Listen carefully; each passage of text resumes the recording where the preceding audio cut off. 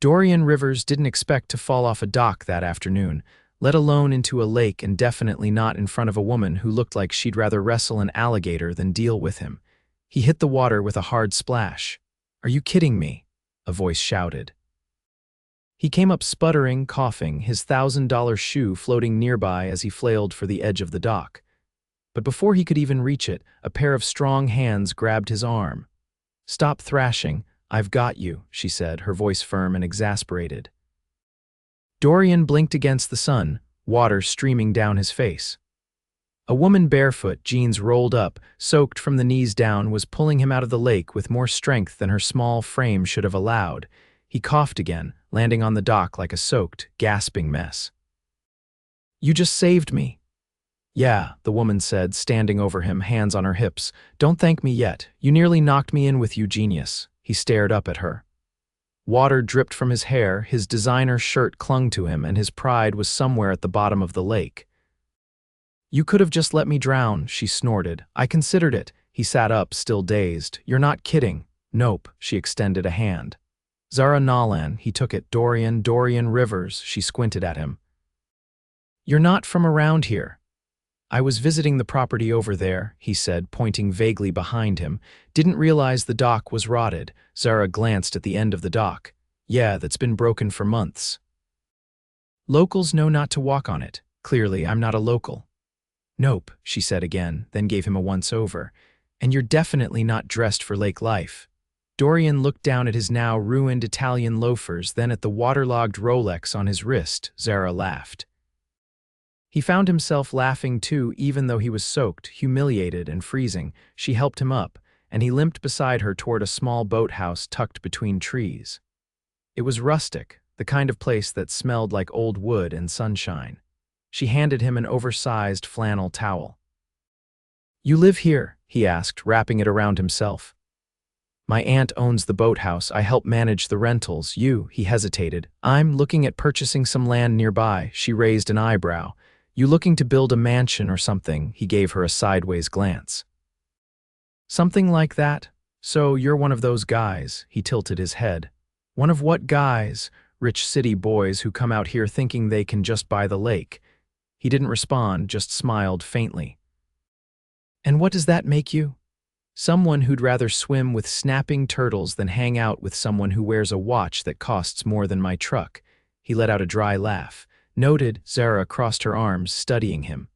"Well, Dorian, not from here. You probably need dry clothes. There's a general store up the road. I'll drive you." "You sure you don't want to push me back in the lake first?" "Tempting," she muttered, but she grabbed her keys. The drive was short. Her truck rattled like it had lived through a few wars, and she drove like she didn't care if it lived through another. Still, he found himself grinning as she argued with the local radio station about playing too many love songs. "Do you always talk to radios?" he asked. "Only when they play garbage," he laughed again. At the store, she waited while he found jeans and a cheap t-shirt. He came out of the changing room, still drying his hair with the flannel towel. She eyed the clothes. "You clean up okay? Do you always compliment strangers after dragging them out of lakes?" "Nope, you're a special case." He paid in cash, ignoring the way the clerk did a double take at the black card he pulled out. Back outside, she leaned against the truck. "You hungry?" He looked at her, surprised. "You asking me to lunch? I'm offering you a sandwich. Don't let it go to your head." They drove to a small lakeside cafe with picnic tables and string lights hanging from tree branches. He ordered the same as her grilled cheese and tomato soup, and they sat facing the water. "Why are you really here?" she asked after a few minutes. He wiped his hands with a napkin. "I inherited some property. I'm thinking about turning it into a resort." Zara's face shifted. "A resort?" "Yeah. Something low impact, eco-friendly, lots of jobs." She looked away. "That lake doesn't need a resort. It needs help. I saw the rotting dock, the overgrown trails. This place could be beautiful again." "It already is," she said quietly. "You just don't know how to see it." He fell silent. Zara stood up. "Thanks for lunch. I've got work." He stood with her. "Can I see you again?" She looked at him, unreadable. "Why?" "Because you pulled me out of a lake, insulted my shoes, and made me laugh. That doesn't happen often." She hesitated. I'm not interested in being anyone's distraction. I'm not looking for a distraction. Zara tilted her head. Not even a little. He looked at her, really looked. The sun caught the copper glint in her dark hair. Her eyes were sharp, guarded, but not cold. Maybe I'm the one being distracted. She narrowed her eyes. Your trouble. I'm soaking wet in borrowed jeans. How much trouble could I really be? Her lips twitched, almost a smile. Fine, you want to help the lake. Come by tomorrow. We're cleaning up the hiking trail. Bring boots. No more loafers. I'll be there. As she walked back to her truck, he watched her go, something strange tugging at his chest. He'd fallen into a lake that day. What he didn't realize was that he was already starting to fall for the woman who pulled him out. A tangle of wildflower vines brushed against Zara's ankle as she yanked a fallen branch off the trail. The morning sun filtered through the canopy above, and the air smelled like damp earth and pine. She glanced over her shoulder, half expecting Dorian to be late, or worse, show up in another pair of ridiculous shoes. Instead, he emerged from the trees right on time, wearing worn hiking boots, a navy thermal shirt, and jeans that looked like they'd actually seen dirt before. There was a canvas duffel slung over his shoulder, and a pair of work gloves dangled from his fingers. Didn't think you'd show, she said, lifting an eyebrow. I said I would, he replied, dropping the bag beside a pile of debris. Besides, I needed a break from people trying to convince me to build a helipad. Zara blinked. Is that something you're seriously considering? Not anymore, he said, pulling on the gloves. Turns out I like trees. She didn't know what to make of that, so she turned and handed him a pair of pruning shears. Then let's make sure they like you back. They worked in silence for a while, clipping overgrown brush and dragging fallen limbs into piles. Birds chirped overhead, and somewhere in the distance, the lake lapped softly against the shore. Zara glanced over as Dorian wrestled with a stubborn root. You ever done any real work before? I've lifted weights, he grunted, face flushed as the root finally gave way. Yeah, but I bet none of them were nailed to the ground, he laughed, brushing dirt off his cheek with the back of his hand. You're not going easy on me. Why should I? You're not exactly fragile. He looked at her then, eyes steady. You don't treat me like everyone else does. Because I don't have a reason to, she said simply. You're just a guy with a shovel and bad balance, he grinned faintly. You're not wrong. They broke for water near a boulder shaded by a leaning spruce. Zara passed him a bottle and sat cross-legged on the mossy ground. You always do this alone, he asked, twisting the cap. Not always. Some of the locals help when they can. But most people only care about the lake in July when they want to post pictures. And the rest of the time, it's just me and the raccoons. He took a long drink, then leaned back on his elbows. You ever think about leaving? She plucked a pine needle from her boot. Sometimes. But I'd rather fix what's here than run from it. That's brave. No, that's stubborn. Same thing when it's done right. Zara looked at him, her expression unreadable. Why do you care about this place? He hesitated, fingers curling around the bottle. My grandfather used to bring me here when I was a kid. Back when there were still canoes for rent and campfires at night. He loved it here. She nodded slowly. So you're not just some guy with a checkbook and a blueprint. Not anymore. Their eyes met, and something unspoken passed between them, not quite understanding, not quite trust, but something leaning in that direction. A branch snapped behind them, and Zara stood quickly. That'll be Mrs. Henley. She brings lemonade and unsolicited opinions. Sure enough, an older woman in a straw hat and gardening gloves appeared, hauling a cooler behind her. Zara, I brought the good kind today, none of that store-bought nonsense. Dorian stood as Zara waved in thanks, Mrs. Henley's gaze landed on him, sharp as a hawk's. You're the one who fell in the lake. He offered a polite nod. Guilty, she grinned. Good, about time someone did. That doc's been waiting to take a man down for years. Zara tried not to laugh, but failed, Mrs. Henley handed them glasses of lemonade, then leaned close to Zara and whispered, loudly enough for Dorian to hear, If he hurts you, I know where he parks. Zara sputtered, but Dorian only raised an eyebrow. I'll keep that in mind, he said, amused. I like him, Mrs. Henley declared, then disappeared down the trail. When she was gone, Zara took a sip and said, Sorry, she's protective. She's terrifying. She teaches Sunday school, he gave her a look. You're kidding. Nope, he chuckled, shaking his head. They returned to work and the hours passed quickly. By mid-afternoon, the trail was clear and the sun hung low in the sky. Zara tossed the last of the debris onto the pile. That's the most work anyone's done on this trail in 2 years. Dorian wiped sweat from his brow. Feels good. She stretched her arms over her head, then dropped them with a sigh.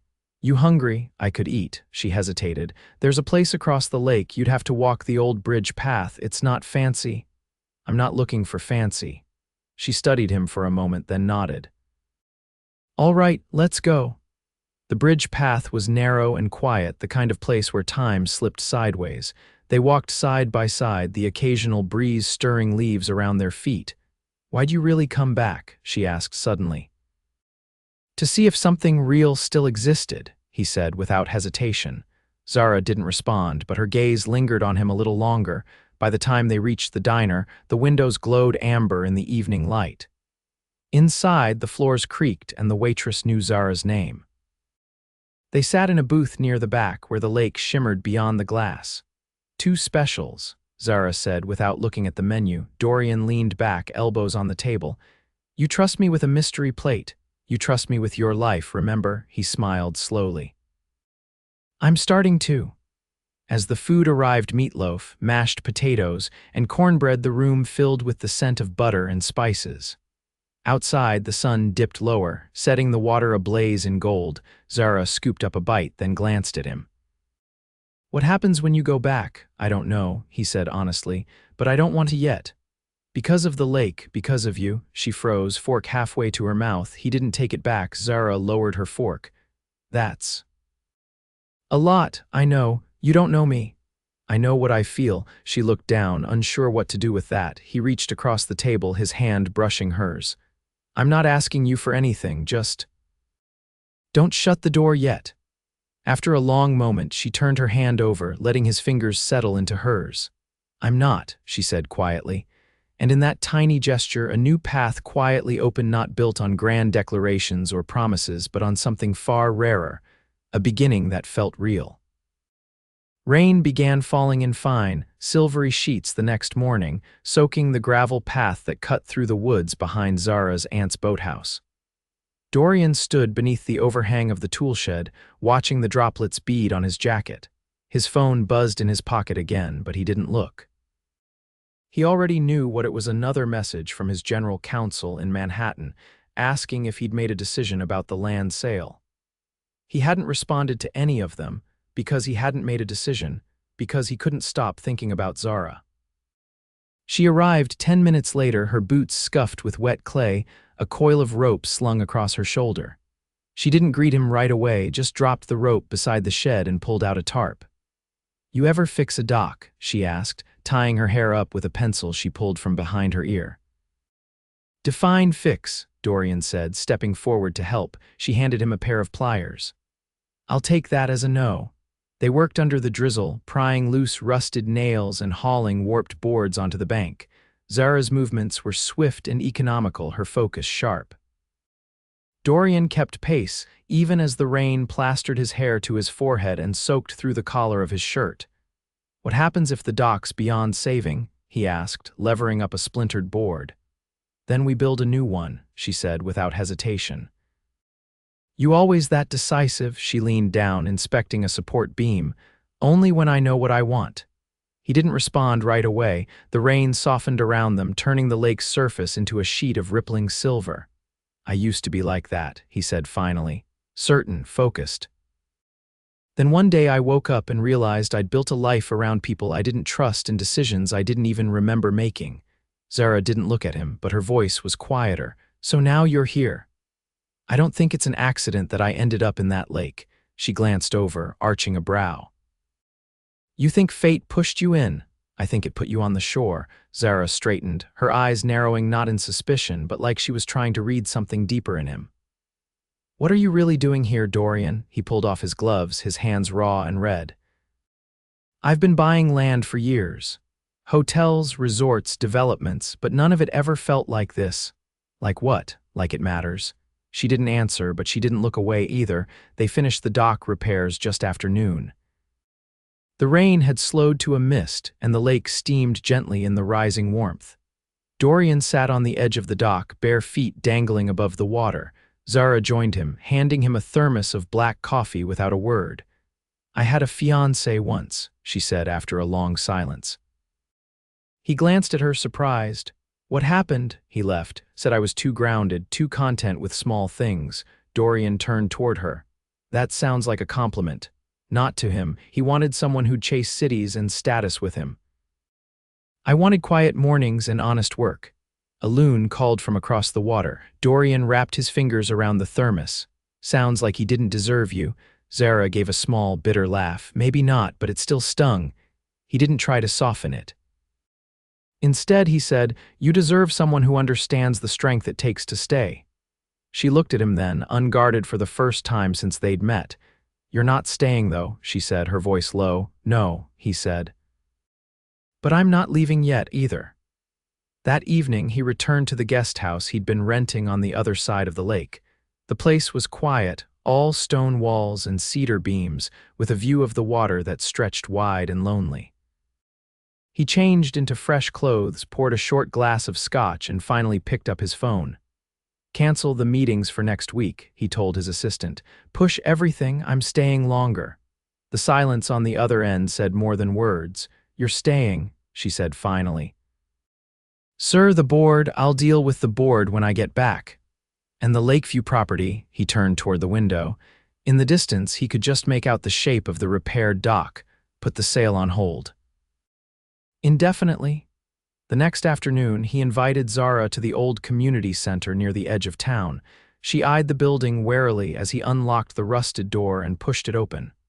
"What is this?" she asked, stepping into the dust-filled light. "This used to be the heart of the lake town, didn't it?" he said. "Dances, fundraisers, summer fairs." "Yeah," she said slowly, "before the funding dried up." He turned to face her. "I want to help bring it back." She folded her arms. "What's your angle?" "No angle," he said. "Just a belief that maybe not everything has to be about profit margins." Zara stared at him for a long moment. "You know you'll make enemies doing this. I already have plenty." "And what about when you leave?" "I'll make sure this place has what it needs before I go," he said. "And maybe I won't go." She shook her head, half in disbelief. "You're either insane or serious." "Maybe both," he said, stepping closer, "but I know one thing for sure." "What's that?" "I've never met anyone like you." She didn't back away. Outside, the sky had gone a soft blue, the color of slate warmed by the sun. Inside, Dorian reached for her hand, not demanding, not urgent, just steady. Zara let him. And in the silence that followed, something shifted between them, no longer curiosity, no longer caution, possibility. The wind cut across the lake with a sharpness that hinted at autumn's early arrival, but inside the renovated community center, warmth pulsed from the newly installed lights and the low hum of voices. The grand reopening was underway, and Zara stood at the edge of the room, watching people mill between tables covered in food, old photographs, and hand-lettered signs for upcoming events. Her dress was simple navy cotton, sleeves rolled to her elbows, but she wore it like armor, poised and deliberate. Dorian had asked her to open the event with him. She hadn't answered. Instead, she'd spent the last 4 days helping repaint the walls, organize volunteers, and quietly, carefully avoid the question. Now, as she scanned the room, her gaze landed on him near the back, laughing with the mayor over something she couldn't hear. He looked different. Not in appearance, he still wore tailored shirts and boots that cost more than most people's monthly rent, but in the way he stood. Like he belonged here. Like he wasn't waiting for the next flight out. When he caught her staring, he excused himself and crossed the room. "You're avoiding the microphone," he said, stopping a foot from her. "You're better at speeches. You're better at meaning them." She tilted her head. "You rehearsed that line?" "No. But I'd use it again if it gets you to stand beside me." Zara glanced toward the small raised platform near the front. A crowd was beginning to gather, murmurs growing louder. "You first," she said, eyes narrowing. He didn't hesitate. "All right." She followed him up the steps, the wooden floor creaking under their feet. Dorian took the mic from the stand and waited until the room quieted. "When I first came back to this place," he began, "I thought I was here for business, a redevelopment. Something shiny and profitable." His eyes flicked to Zara, then back to the crowd. "But then I fell in a lake." A few people chuckled, someone clapped, and someone pulled me out, he continued. "Not just from the water, but from the life I thought I wanted. From the noise, the pressure, the emptiness of always chasing the next thing." Zara's throat tightened. "This community center was a shell when I walked into it, but so was I, and the people in this room, the woman standing beside me, reminded me what it means to build something that lasts. Not because it makes money, but because it matters." He stepped back, offering her the mic without saying a word. Zara hesitated, then took it. "I grew up on this lake," she said. "I've watched it change, I've watched people leave, I've watched things fall apart, I've never had the money to fix it.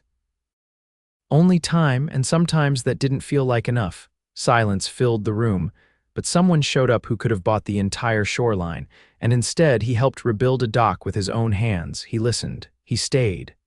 She glanced at him, her voice softening. "And he reminded me that what we do with our lives isn't about how big we build, it's about who we build it with."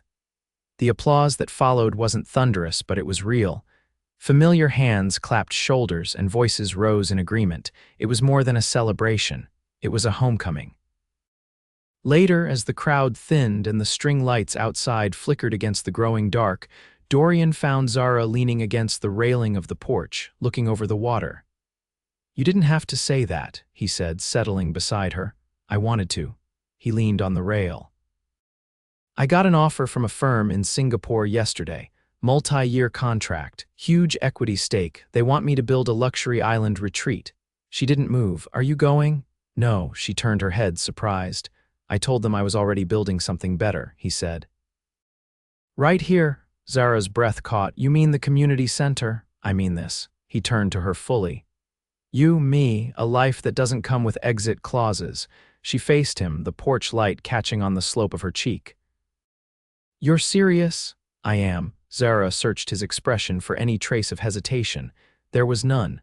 "What about your board?" "I'm buying them out." Her eyes widened. "That's not a decision you make lightly." "I didn't. I've been doing things for the wrong reasons for a long time." "But not anymore." He reached into his coat pocket and pulled out a small, weathered box. She froze. "This isn't a proposal," he said quickly. "Not yet. I know it's too soon. But this," he opened the box to reveal an old compass, brass and worn smooth at the edges, "was my grandfather's. He always said it brought him home. I want you to have it." Zara stared at the object, then at him.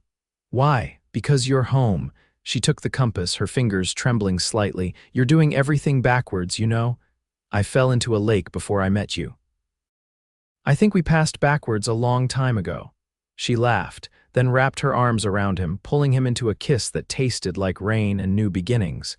They stayed like that until the wind shifted, stirring the leaves at their feet. When she pulled back, she was smiling.